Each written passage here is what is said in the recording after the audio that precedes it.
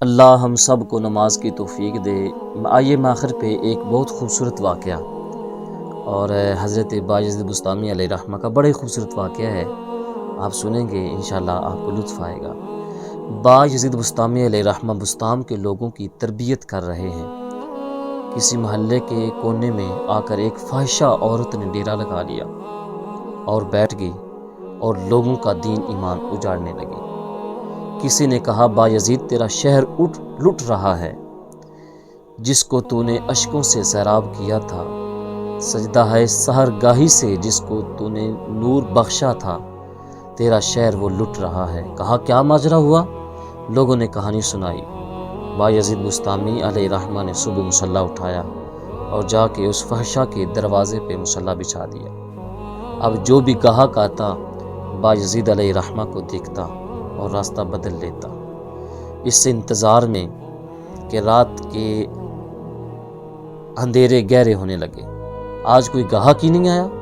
اس نے کھڑکی کھول کے جھانک کر کے دیکھا، ایک بوڑھا بابا بیٹھا ہوا ہے، ہاتھ میں تسبیح ہے، مصلی بچھا ہوا ہے۔ نیچے اتر کے کہا بابا اللہ کو یاد کرنے کے لیے تھوڑی جگہ تھی، تجھے میرے گھر کی گلی ہی ملی، میرا راستہ روک لیا۔ بابا کہنے لگا کیا مسئلہ ہے تجھے؟ کہا میرے گاہک رکے ہوئے ہیں۔ کہا آج میں تیرا گاہک بن کے آیا ہوں، تیری کیا قیمت کیا ہے؟ بایزید بسطامی علیہ رحمہ نے اس کے ساتھ قیمت طے کی۔ جب چھت پہ چڑھنے لگے لوگ دیکھ رہے تھے، کہا مالک بایزید بھی اجڑ گیا تو روشنی کہاں سے لیں گے؟ بایزید ایک فاحشہ عورت کے کوٹھے پہ چڑھ رہا ہے، اگر یہ چراغ بھی بجھ گیا تو زمانے کو اجالا کہاں سے ملے گا؟ لیکن قدرت کو کچھ اور ہی منظور تھا۔ کہا مصلی لے آؤ، مصلی لے آئی۔ بایزید علیہ رحمہ فرمانے لگے جس طرح میں کرتا جاؤں تم بھی کرتے جانا ہے۔ کہا تم وضو کر لو، وضو کر لیا، وضو کیا، کہا مصلی بچھا لو، مصلی بچھا لیا۔ حضرت بایزید بسطامی علیہ رحمہ نے قیام کیا، اس نے بھی قیام کیا۔ آپ رکوع میں گئے، وہ بھی رکوع میں گئی، سجدے میں گئے، وہ بھی سجدے میں چلی گئی۔ بایزید بسطامی علیہ رحمہ جب سجدے میں گئے تو رب کی بارگاہ میں گڑ گڑا کر رونے لگے۔ کہا مالک میرا کام تھا تیری چوکھٹ پہ لے کے آنا، آگے دل کی دنیا بدلنا تیرا کام ہے۔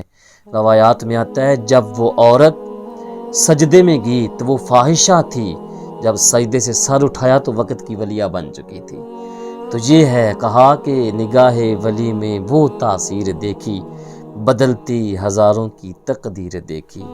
اللہ والوں کے ساتھ جڑ جاؤ گے تو زندگی آسودہ ہو جائے گی۔ اللہ والوں کی صحبت میں بیٹھنے سے انسان، کہا کہ اچھے بندے کی صحبت انسان کو اچھا بنا دیتی ہے اور برے بندے کی صحبت انسان کو برا بنا دیتی ہے۔ ایک بزرگ کہتے ہیں کہ میں بازار کے کنارے جا رہا تھا، ایک شرابی کو گرا ہوا دیکھا، گندے پانی میں اس کا منہ گندا ہو رہا ہے۔ میرے دل میں رحم آیا، ایک انسان ہے اور یوں رسوا ہو رہا ہے، تو میں نے گندی نالی سے اس کو اٹھا کے اس کا منہ دھویا اور چلا گیا۔ شہر کا مشہور شرابی تھا۔ سحری کا وقت ہوا، تہجد کے لمحے آئے، میں مسجد میں نماز پڑھنے کے لیے گیا تو دیکھا وہ شرابی مصلی بچھا کے بیٹھا ہوا ہے، تو میں حیران ہو گیا۔ کہا یہ کیا ماجرا ہے؟ ابھی صبح ہی تو اس کو گندگی سے اٹھایا ہے، اس کا منہ دھویا ہے۔ حیران ہوا تو ہاتھ سے غیبی سے آواز آئی، میرے بندے تو نے اس کا منہ دھویا تھا، ہم نے اس کا دل دھو دیا ہے۔ کوشش کریں کسی کو کھینچ کے مسجد میں لے آئیں، پھر دیکھنا رب کا کام، وہ بڑا کریم ہے، وہ بڑا رحیم ہے۔ اللہ مجھے آپ کو اپنی کرم نوازیوں کا نور نصیب فرمائے گا۔ اس کی رحمت کی یہ آواز ہے، لا تقنطوا من رحمت اللہ، میری رحمت سے کبھی مایوس نہ ہونا۔ آج جو نمازی ہے یہ بے نمازی کو حقیر سمجھتا ہے۔ حاجی حج کر کے آئے تو وہ سمجھتا میں حاجی ہوں۔ جو کوئی چاند کتابیں پڑھ لے، جو کوئی اپنے آپ کو متقی سمجھے اور اپنے آپ کو بڑا سمجھنے لگ جائے اور کسی سے ہاتھ ملانا بھی اپنی توہین سمجھتا ہو اور کہے کہ میں بڑا صوفی ہوں، میں بڑا نمازی ہوں، میں بڑے جبے پہن لیتا ہوں، میں دستار اچھی باندھ لیتا ہوں اور میرے کپڑے اچھے ہیں، میرا لباس اچھا ہے، تو جو نمازی بن جائے وہ بے نمازی کو حقیر سمجھتا ہے۔ مجھے یہاں میاں صاحب یاد آئے، وہ فرماتے ہیں پڑھنے اتے نہ مان کریں تے نہ آکھی میں پڑھیا، او جبار کہار صدا دے متا روڑ دے وے دودھ کڑیا۔ اس کے ہاں تو عاجزی اور انکساری ہے، تو اللہ مجھے آپ کو ہماری نسلوں کو بھی حضور کی محبت اللہ نصیب کرے۔ جو بے نمازی ہیں اللہ انہیں نمازی بنا دے۔ بے نمازی کی سزائیں بڑی مختلف ہیں۔ بے نمازی بندے کی عمر میں برکت نہیں رہتی، اس کے چہرے پہ نور نہیں رہتا، وہ اس کو مال ملے، کروڑ پتی ہونے کے باوجود اس کی ہرس رہتی ہے، حل میں مزید مجھے اور مل جائے، مجھے اور مل جائے، مجھے اور مل جائے۔ میرے حضور نے فرمایا اگر انسان کو سونے کی ایک وادی دے دی جائے وہ دوسری کی خواہش کرے گا، دو مل جائیں وہ تیسری کی خواہش کرے گا۔ کہا یہ جو اس کی نفس کی کمینگی ہے یہ ساری زندگی ختم نہیں ہوتی۔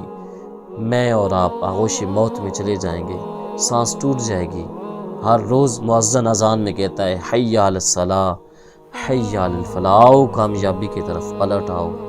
میں اور آپ کامیابی کہاں ڈھونڈتے رہے اور کامیابی ہمیں کہاں ملی؟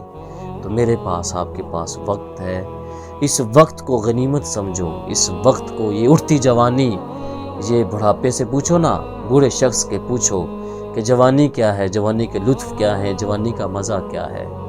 لیکن ایک میں بات کر کے اپنی بات کو سمیٹنے لگا ہوں، پیغام محبت جب دیا جاتا ہے کہ آؤ نماز کی طرف، تو کہا جاتا ہے یہ جہان میٹھا اگلا کس نے ڈٹھا۔ اصل میں جس نے آگے والا جہان دیکھا ہے نا وہ پلٹ کر کے نہیں آیا، اگر کوئی پلٹ کر کے آ گیا تو پھر بات سمجھ آ جائے گی وہ جہان میٹھا ہے یا یہ جہان میٹھا ہے۔ آج راوی نے کھلے ساوی نے انج ٹوک انوکھلے ٹکنے نہیں، ٹر پویں تے پینڈے مک جاندے، گھر بیٹھیاں سفر مکدے نہیں۔